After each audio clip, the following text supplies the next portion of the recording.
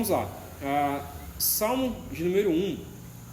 Antes de nós olharmos para o Salmo, eu quero fazer uma rápida introdução sobre o livro dos Salmos, caso você nunca tenha lido, tá? O livro de Salmos, ele foi escrito para que o povo de Israel adorasse ao Senhor com canções. Então, Salmos nada mais é do que canções. E poesias ou canções, né? Orações em forma de canções, principalmente. Por isso que ele é conhecido como o Inário de Israel. Então a gente tem o HCC, a gente tem o Novo Cântico, tem outros, a harpa cristã. Para Israel, o que eles cantavam nos cultos, o que eles cantavam quando se reuniam, era esses inários, era esses salmos, os 150 salmos. Então todos os 150 capítulos eram louvores ao Senhor, escritos por pelo menos 5 autores, são um pouco mais de 5 autores. A gente sempre lembra de Davi, mas tem mais autores além de Davi. Também tem Asaf, Salomão, possivelmente Esdras e até mesmo Moisés. Então por isso que ele foi escrito, ele é o livro mais longo da Escritura a ser compilado. Ele foi escrito entre 1550 por Moisés até 450 a.C. Então é o livro mais longo a ser compilado. Quem lembra aí qual é o maior salmo que a gente tem? Acabei de falar, né? É o Salmo 119, contendo 176 versículos. E uma curiosidade sobre o Salmo 119 é que todos os versículos é um bloco de 8 versículos. Então a cada 8 versículos, cada versículo ele começa com uma letra do alfabeto hebraico. Então os primeiros 8 versículos começam com a letra alfa, ou com a alfa não, com Aleph, com Aleph. Depois é o Beit, depois Gimel e etc. Todos os versículos do Salmo 119 tem alguma coisa em referência à Escritura, à palavra de Deus, à lei de Deus. Então depois você pode dar uma lida sobre isso. E qual é o menor capítulo do Salmo? Qual é o menor Salmo? O menor Salmo. Menor capítulo. Não é capítulo, né? É o 100 e... O senhor falou que o salmo ainda é o menor, sabe? Não é o maior, não, o menor, né? É o menor. Menor salmo, menor capítulo de salmo. Ele contém apenas 2 versículos. É o Salmo 117. Salmo 117. Então, enquanto tem um que tem 176, tem outro que tem 2 versículos, que é o Salmo 117. Algo que poucos sabem mesmo, é que os Salmos, eles são divididos em 5 livros. Então nós temos 5 blocos de livros nos Salmos. O primeiro são os Cânticos de Davi, então todos os Salmos de Davi aqui do 1 até o 41. O segundo é um grupo devocional com vários autores diferentes, do 42 até o 72. Depois é um grupo litúrgico, então eram salmos que eram cantados em festas anuais dos judeus. Então foram salmos compilados para ser cantados nessas festas, que é do 73 até o 89.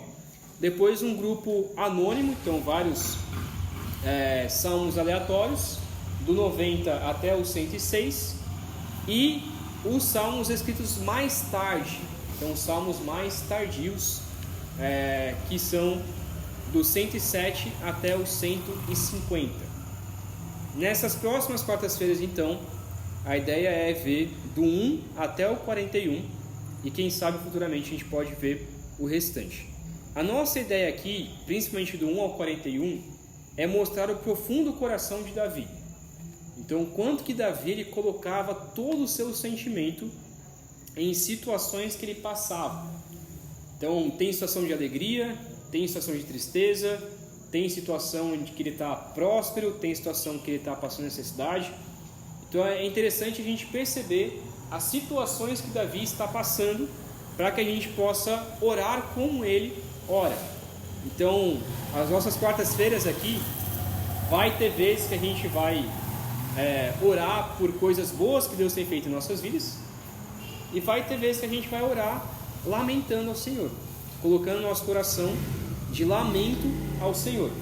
Então vai ter quarta-feira que a gente vai sair daqui muito feliz, né? Muito contente, e vai ter quarta-feira que talvez a gente saia daqui meio triste, meio cabisbaixo, mas confiando, né? Tem os salmos imprecatórios também, mas confiando no Senhor, de que Deus, Ele está no controle de todas as coisas. Então vamos olhar primeiro para o primeiro capítulo, o Salmo de número 1. Esse capítulo, daqui a pouco a gente vai ler ele, mas esse capítulo ele não está aqui por um acaso. Ele foi colocado aqui propositalmente. Não é o primeiro salmo a ser escrito, possivelmente não é o primeiro salmo a ser escrito, mas é um salmo que foi colocado aqui para abrir o livro de Salmos. Então, a ideia dele aqui é como se fosse uma carteirinha quando você vai entrar num clube. Então, não sei se aqui tem algum clube de... Já existiu, né? Mas clube como do Banco do Brasil, coisa parecida, de natação, coisa... Não, nunca teve, né? Associação, né? Mas você sabe o que é clube de associação, né? Você tem que ter uma carteirinha, tem que pagar aquela taxa, e aí você só pode entrar se você tiver assinado aquela carteirinha e poder entrar. Aqui nunca existiu, não. Nunca existiu, né? Lá em Piripiri tem lá o do Banco do Brasil, né? Primeiro coisa, está tudo patrocínio, diz que não tem dinheiro para comprar nem um sapato. Aí não, aí não tem não. Aí não tem como, né? Não tem não. Mas imagina aí que seja um clube ou algo parecido, que você tem que pagar essa carteirinha para você poder entrar. O Salmo de número 1, ele é como se fosse isso. Você só pode entender, compreender a profundidade de todo o restante do Salmo, dos 5 livros de Salmo, se você tiver essa carteirinha. Que carteirinha é essa? A carteirinha é a vida de piedade, que é o que ele vai falar no Salmo 1. Então a ideia dele é assim: olha, você só vai entender todo o restante do Salmo, só vai entender todos os 149 salmos restantes, se você entender o que é uma vida de piedade. Se você não entender o que é uma vida de piedade, todo o restante dos salmos não vai fazer tanto sentido para você. Então, ele abre aqui e mostra como deve ser o coração daquela pessoa que vai ler o restante dos salmos. Na verdade, é o Salmo 1 e o Salmo 2, a gente vai ver isso na semana que vem, também mostrando essa ideia do que é a vida de alguém que ora. Então, do que é a vida de alguém que louva o Senhor, como é a vida de alguém que busca o Senhor. Esse primeiro salmo, Davi, ele, que possivelmente é o autor aqui, ele escreveu muito baseado na lei de Deus. Então ele deixa claro que sempre existem 2 caminhos, que é o que a gente vai ver hoje. Sempre existem 2 caminhos. E ele usa muito o Antigo Testamento para provar o seu argumento a respeito disso. Então a gente já leu, né, no começo do nosso culto, o Deuteronômio de número 30, Deuteronômio 30. Desde o 28, na verdade, de Deuteronômio, ele começa a falar a respeito de uma vida daquele que é abençoado por Deus e a vida daquele que é amaldiçoado por Deus. Então ele está colocando lá no Salmo de número 28 em diante: olha, se você buscar ao Senhor, se você buscar a lei de Deus, Deus vai te abençoar. Aí aquele texto famoso, né? Você será cabeça e não cauda, como diz ali. Todos os seus inimigos vão morrer perante ti, sua família será abençoada e etc. Mas se você desobedecer à lei de Deus, você será amaldiçoado por Deus, você será cauda e não cabeça, os seus filhos não serão prósperos e etc e tal. Então esse texto que nós lemos de Deuteronômio 30, ele fala bem a respeito disso. Olha, Deus está colocando a lei perante o povo, estou colocando a minha lei perante vocês. Se vocês me obedecerem, eu vou abençoar vocês. Se vocês me desobedecerem, se vocês desobedecerem a minha lei, eu vou amaldiçoar vocês. E o Salmo de número 1 é justamente baseado em Deuteronômio, justamente baseado na lei, justamente mostrando essa diferença de alguém que é abençoado por Deus e alguém que é amaldiçoado por Deus. A história da Bíblia inteira, do começo ao fim, parece que sempre mostra essa diferença entre dois homens.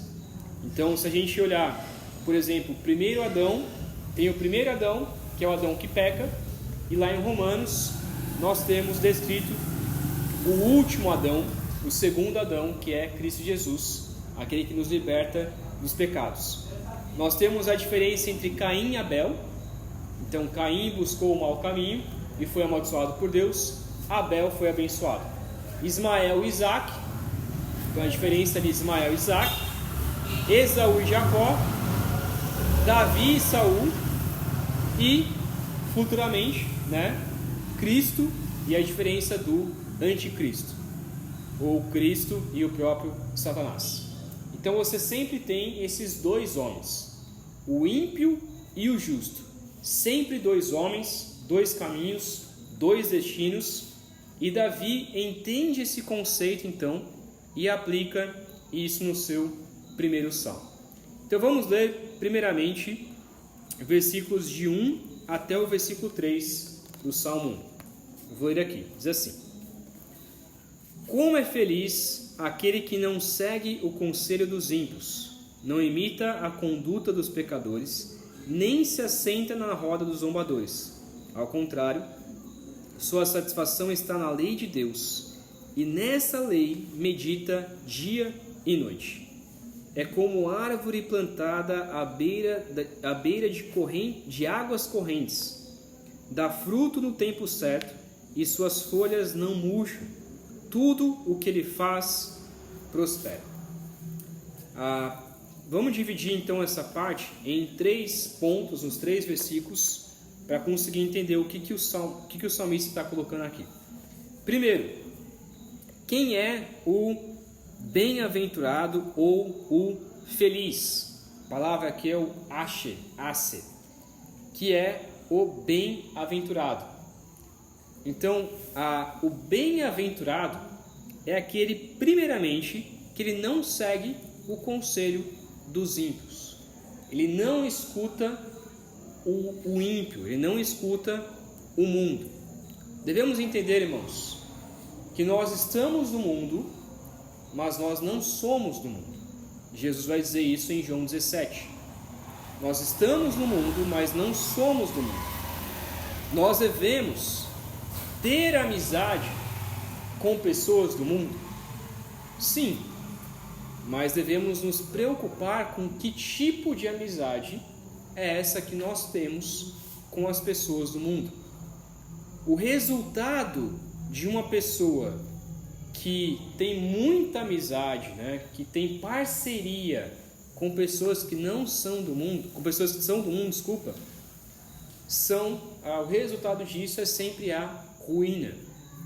Mas a gente tem que entender o que tipo de amizade é essa com o mundo.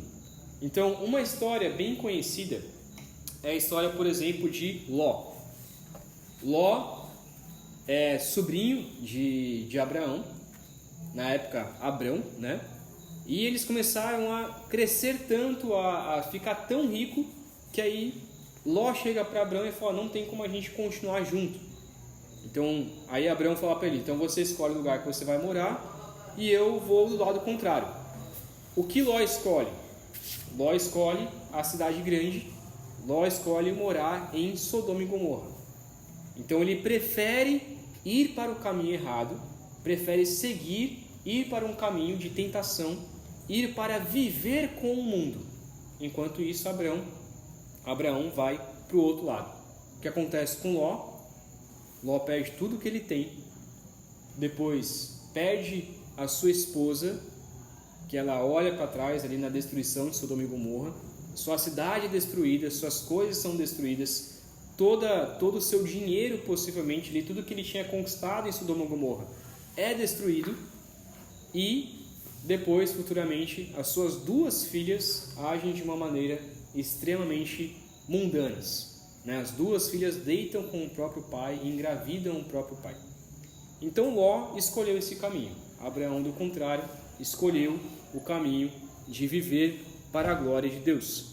Então, se nós seguimos os conselhos errados, se nós seguirmos a tentação deste mundo, nós ficaremos com as más companhias e, por fim, nos assentaremos com pessoas erradas e seremos destruídos por causa disso. Eu acho interessante como que esse salmo, esse versículo primeiro, ele faz uma degradação, seria talvez essa palavra, né?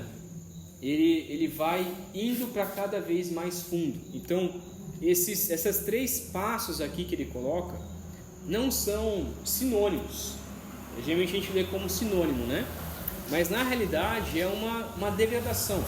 O que seria essa degradação? Então, a pessoa que quer pecar, o pecador, ele segue esses 3 passos e então chega à sua ruína. O primeiro passo é que ele segue o conselho dos ímpios. Esse é o primeiro passo. Então, se você quer viver a sua vida em pecado, a primeira coisa que você precisa fazer é seguir o conselho dos ímpios. Ou seja, os ímpios vão te falar: cara, não vai para a igreja. Cara, esse negócio de Bíblia não dá certo. Esse negócio de oração, não, esse negócio é ridículo. Estava assistindo um filme recentemente, que acho que, não sei como que é em português, que é Coração de Ferro, mas em inglês acho que é Fury, uma coisa assim. E lá, que é um filme de guerra, né?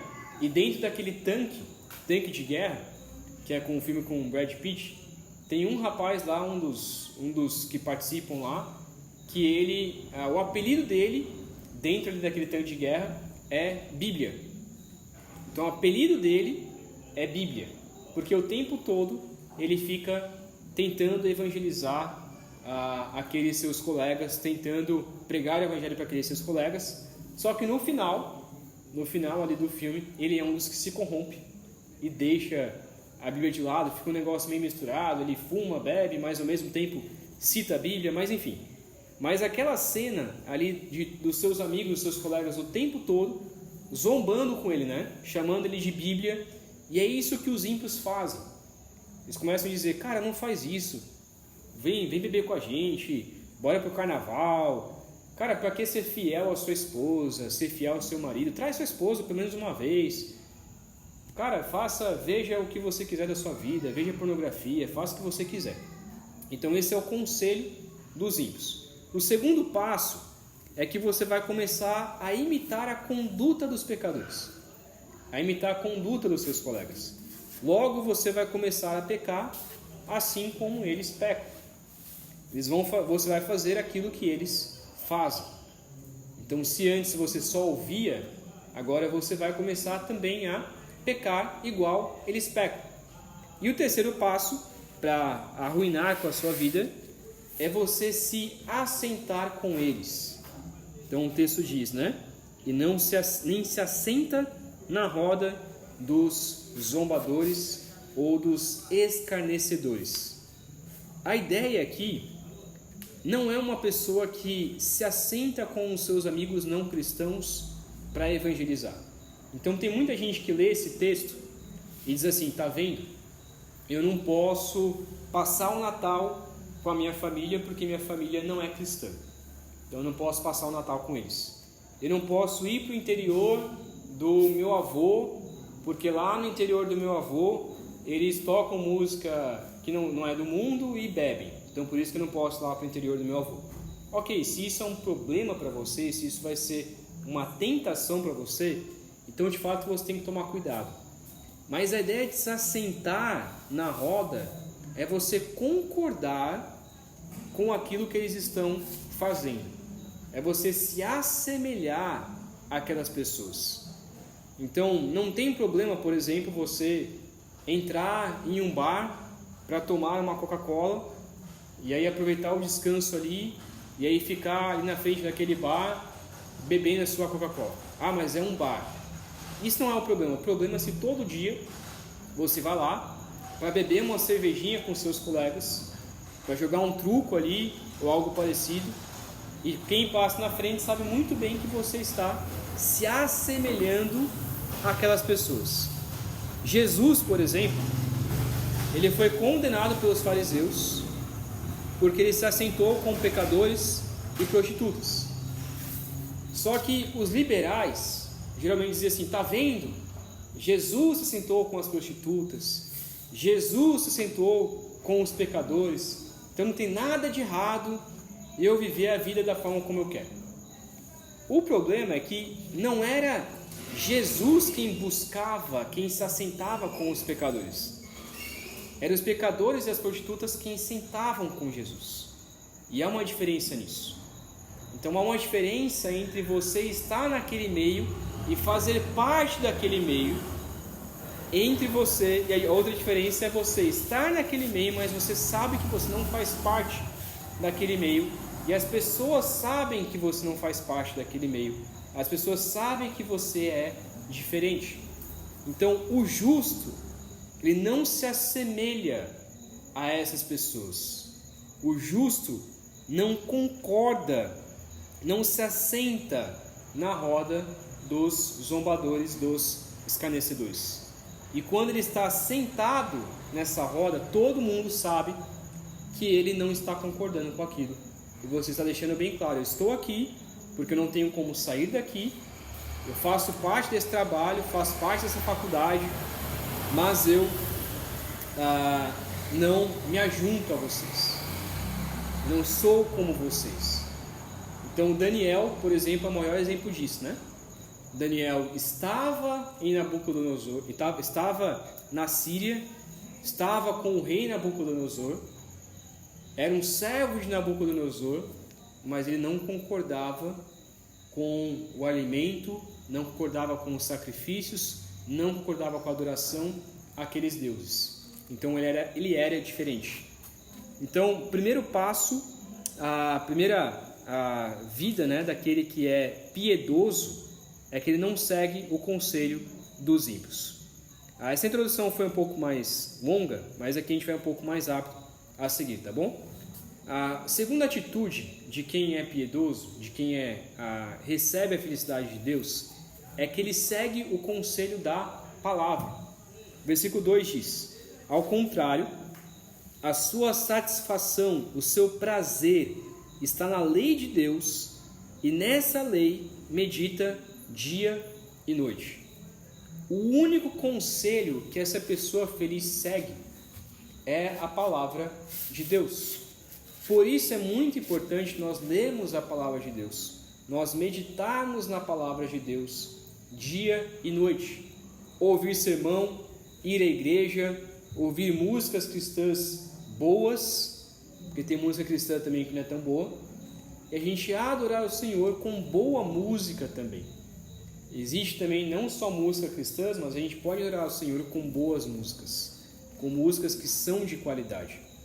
Essa palavra meditar para um judeu, ele não é a ideia de eu ficar lá meditando, como fazendo um yoga ou algo parecido, e ficando em silêncio, na verdade. Essa palavra meditar, ela significa, para o judeu, né, e para nós também, é ler em voz baixa e suave. Então é isso que significa meditar. É você ler para si mesmo em voz baixa e suave e com calma. Então a ideia de meditação que ele está trazendo aqui não é a ideia de meditação lá do yoga, né? Você ficar em silêncio, botar aquela música lá meio esquisita e aí ficar ali meditando, pensando em nada. Não, a ideia é você pensar sim, é você meditar, é você ficar lendo para si mesmo em voz baixa, meditando naquilo que você leu, pensando naquilo que você leu e colocando então em prática. Então essa leitura em voz baixa e suave era uma maneira como o judeu entendia que a palavra iria fixar em sua mente. Isso ficou tão tradicional que um judeu, quando lê a palavra, ele começa a ler e aí ele tem várias porções do Antigo Testamento, tem salmos, tem porcionado, né, em pequenos livrinhos. Ele pega aquele livrinho, ele começa a ler e começa a balançar a cabeça assim. Ele lê em voz baixa, balançando a cabeça, que é uma forma como eles entendem que grava a palavra de Deus em sua mente. Então a ideia aqui é que ele faz isso de dia e de noite. Ele faz isso o tempo todo. O tempo todo ele está ali meditando, está ruminando na palavra de Deus, pensando na palavra de Deus. Tudo que acontece ao seu redor, ele começa a pensar o que a palavra de Deus se aplica ali.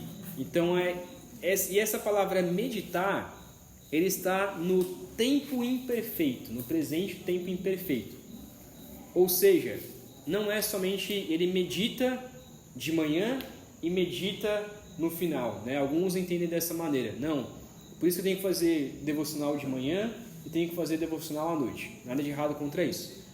Mas a ideia de meditar é estar meditando. Ele fica meditando de dia e de noite. Fica meditando o tempo todo. Então, o justo, ele segue o conselho da palavra. Mas ele não só segue o conselho da palavra, mas o versículo 3 diz que ele pratica a palavra e frutifica. Ele pratica a palavra e frutifica. Versículo 3 diz: ele é como uma árvore plantada à beira de águas correntes, dá fruto no tempo certo e suas folhas não murcham. Tudo o que ele faz prospera. A parte mais importante de uma árvore não é o fruto, não é a folha, não é o caule. A parte mais importante da árvore é a sua raiz. É onde ele está enfincado o solo, porque a árvore se alimenta através da raiz. Então, se o solo for perto de uma água, de um rio, automaticamente, facilmente, aquela árvore vai crescer, aquela árvore vai prosperar.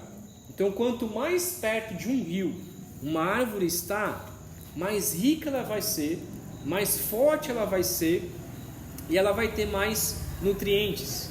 Assim também, a parte mais importante da vida de um cristão é as nossas raízes espirituais.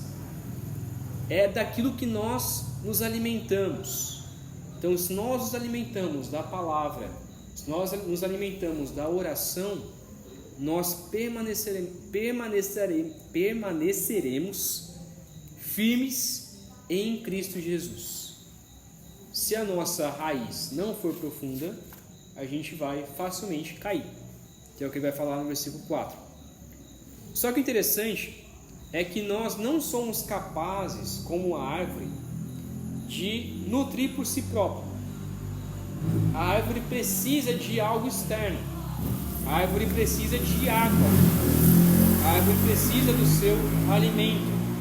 Assim também nós precisamos de algo externo. Eu não posso, por mim mesmo, achar que eu posso me alimentar. Eu preciso de Deus, eu preciso da palavra, eu preciso da oração.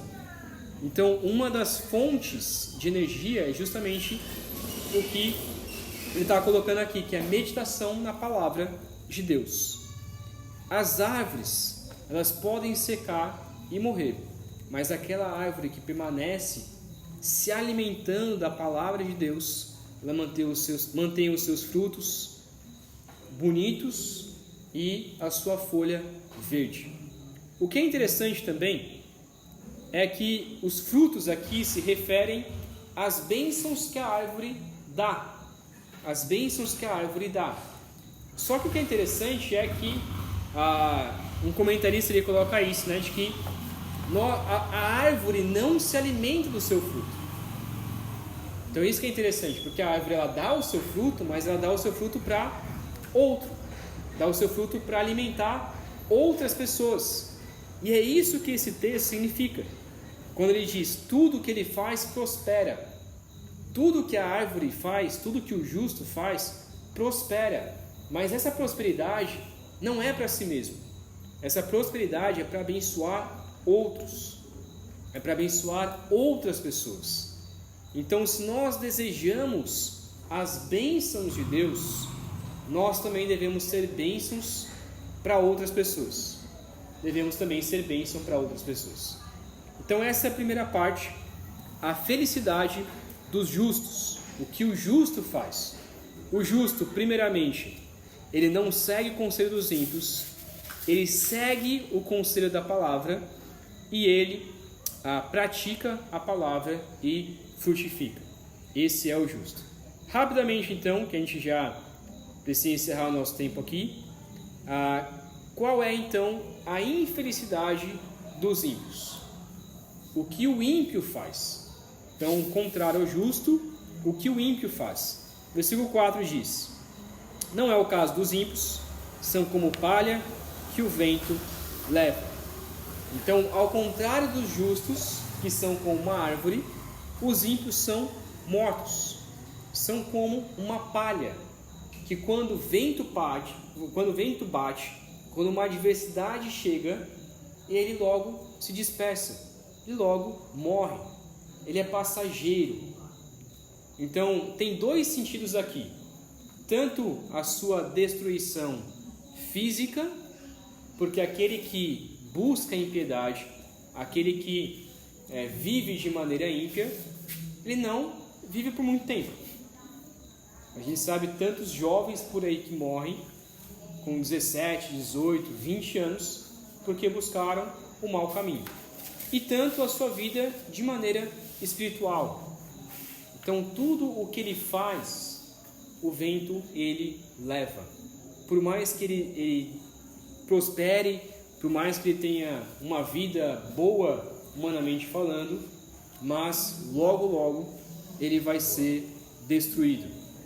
Logo ele vai ser destruído. João Batista, por exemplo, usou essas mesmas imagens de árvore, fruto e palha para falar sobre os pecadores.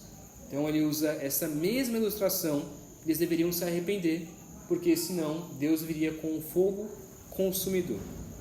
Então os perversos desse mundo parecem ricos e fortes, mas do ponto de vista de Deus são desprezíveis, são frágeis e são destinados ao julgamento.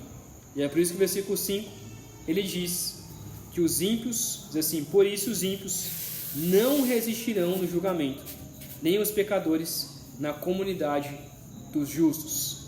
Então, quando o dia do julgamento chegar, o Senhor, o justo juiz, separará o trigo do joio, as ovelhas dos bodes, os grãos da palha, e nenhum incrédulo poderá se reunir então com os justos.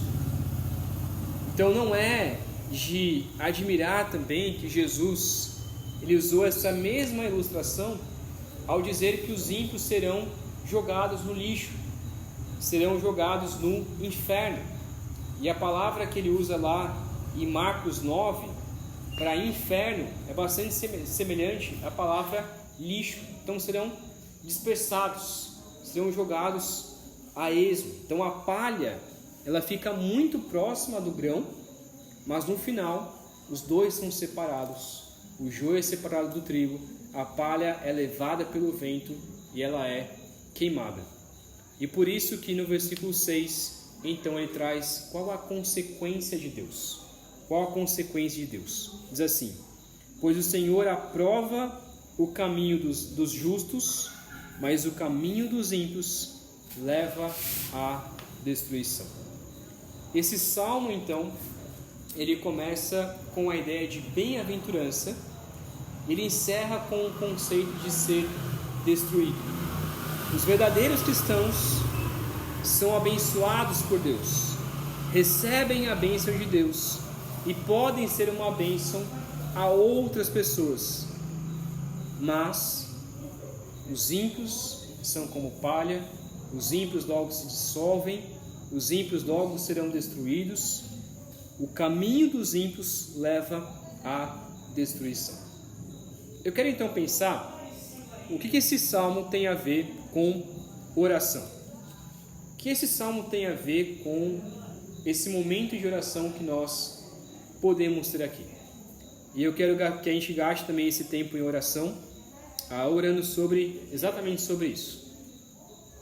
A oração, ela só será efetiva, a oração só será boa se nós buscarmos sermos piedosos, se nós buscarmos a palavra de Deus. Quando nós oramos, muitas vezes a gente não sabe o que orar. Nós sabemos como orar. Mas quando você busca ter uma vida piedosa, você busca também, você sabe, começa a criar e começa a entender como você pode orar. Então, para que eu possa ter uma vida de oração, eu tenho que ter uma vida piedosa. Para que eu possa ter uma vida piedosa, eu preciso ter uma vida de oração. Uma coisa leva a outra. Então eu não posso achar que eu não faço nada de errado, eu vou para a igreja todo domingo, toda quarta-feira, eu não peco, eu não traio a minha esposa, não traio meu marido, eu faço tudo certinho. Mas eu não gasto nem 2, 3 minutos em oração. E às vezes a gente se pergunta, né? Por que a minha vida não prospera? Por que eu não recebo as bênçãos de Deus? Por 2 motivos. Primeiro, porque possivelmente você não ora. E segundo, porque você não tem sido bênção para outras pessoas. E outra coisa que nós podemos orar, como o Salmo nos ensina, é que nós podemos orar a palavra de Deus. Então, se você não sabe o que orar, ore lendo. O que eu quero dizer com isso? Quando você ler a palavra, quando você for lendo a palavra de Deus, a oração ela precisa estar junto da sua leitura.